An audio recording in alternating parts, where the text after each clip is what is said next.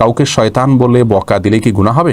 ইবাদত করি কিন্তু কিছু পাপ ছাড়তে পারছি না, কি করণীয়? শালীনতা বজায় রেখে সমালোচনা করলে কি গীবত হবে? সুদের টাকায় তৈরি বাড়িতে কি ইবাদত কবুল হবে? আর বিলম্ব না করে চলুন আপনাদের কৃত প্রশ্নগুলোর উত্তর দেওয়ার পালায়। জান্নাতুল ফেরদাউস আপনি জানতে চেয়েছেন, কাউকে শয়তান বলে বকা দিলে কি গুনাহ হবে? হ্যাঁ বোন, অবশ্যই গুনাহ হবে। আপনি কাউকে শয়তান বলে বকা দিতে পারেন না।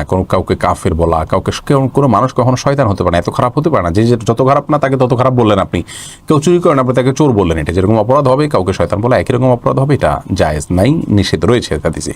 আপনি সজীব প্রধান জানতে চেয়েছেন, ইবাদত করি কিন্তু কিছু পাপ ছাড়তে পারছি না, কি করণীয়?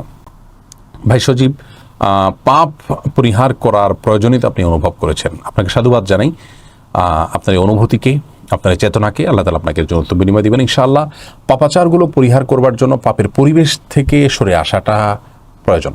সেই সাথে নেককার মানুষ যিনি পাপগুলো করেন তো না, বরং আরও বিভিন্ন পাপ থেকে বেঁচে থাকার জন্য আপ্রাণ চেষ্টা করেন এবং তিনি মুত্তাকি, পরহেজগার, আল্লাহ ভীরু, হারাম থেকে বেঁচে থাকার জন্য জীবনপণ লড়াই করে যান, এরকম মানুষদের সংস্রবে থাকা, এটি পাপাচার থেকে বেঁচে থাকার জন্য খুবই প্রয়োজনীয় একটি কাজ। আল্লাহ বলেছেন, ইয়া আইয়ুহাল্লাযীনা আমানু তাকুল্লাহ ওয়া কুনু মা'আস সাদিকিন, তাকওয়া অবলম্বন করো ঈমানদাররা, আর সেটার জন্য সাদিক, যারা সত্যবাদী, যাদের কথা কাজে মিল আছে, একনিষ্ঠ আল্লাহর খাঁটি বান্দাদের সাথে তোমরা থাকো, তাদের সান্নিধ্য অর্জন করো। এর মাধ্যমে আমরা ভালো হতে পারবো ইনশাআল্লাহ বিইذনিল্লাহ। সেই সাথে আল্লাহর কাছে দোয়া করবেন। বিভিন্ন রকমের দোয়া আছে নিজেকে নেককার বানানোর জন্য। আল্লাহুম্মা আতি নাফসি তাকওয়াহা, আল্লাহ আমাকে আপনি, আমার নফসকে, আমার প্রবৃত্তিকে আপনি তাকওয়া দান করুন।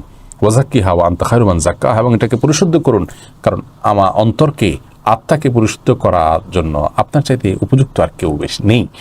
তো এইভাবে আল্লাহর কাছে দোয়া করতে পারেন।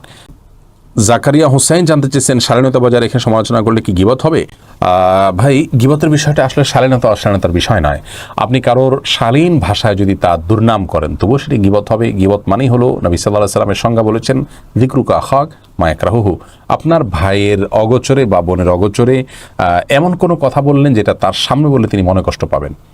শালীনভাবে যদি আপনি কাউকে বলেন যে ভদ্রলোক মিথ্যা বলেছেন, উনি চুরি করেছেন, উনি এটা করেন, উনি সেটা করেন, তার দুর্নাম যদি আপনি করেন কিন্তু শালীন ভাষায়, তিনি কষ্ট পাবেন কিনা?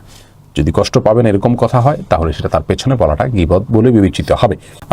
গীবত জায়েজ হওয়ার জন্য সেই ব্যক্তির সমালোচনা এমন কোনো ব্যক্তির কাছে করতে পারেন যে ব্যক্তির কাছে করলে তার সমাধান হবে, সংশোধন হবে, তার কাছে করতে পারেন। বা যার কাছে গীবত করছেন তাকে ওই ব্যক্তি সম্পর্কে সাবধান না করলে সে ক্ষতিগ্রস্ত হবে, এরকম গীবত জায়েজ আছে। এছাড়া সাধারণভাবে অর্থহীন যে শুধুমাত্র সমালোচনার জন্য সমালোচনা কারোর পেছনে, এটি করা জায়েজ না, যদিও শালীনভাবে করুন না কেন। এমনি লাবিদুর আপনি জানতে চেয়েছেন, সুদের টাকায় তৈরি বাড়িতে কি ইবাদত কবুল হবে? সুদের টাকায় তৈরি বাড়িতে যদি ইবাদত করেন, অন্য কেউ, একজনের বাড়ি করেছেন, আরেকজনের ইবাদত করেছেন, অসুবিধা নেই, কবুল হবে।